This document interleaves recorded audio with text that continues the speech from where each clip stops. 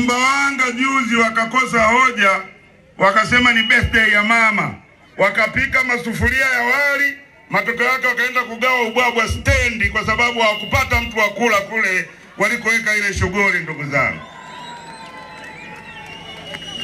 Tunduma jana wamefanya kila hila, zuia bajaji, block njia kwa kuweka malori njiani, ili wakapeleka mkutano mbali sana, kilomita 5 kutoka Tunduma mjini, ili watu washindwe kwenda, lakini ilipigwa nyomi ya kufa mtu na mtiti ukawa wakurudi. Sasa hawakujiongeza, wamepeleka watu mbali, wasijue wanaenda, watu wanaenda mmoja mmoja, wawili wawili, watatu watatu, lakini mkutano unavyoisha kama hivi kurudi, watu waliondoka wote kurudi mjini, tukaandamana bila kibali.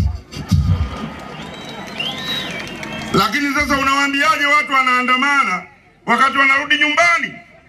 Vinginevyo labda wangekaa pale polisi afu aruhusu mtu mmoja mmoja, Atupatile nenda, Sugu nenda. Lakini tuliondoka wote.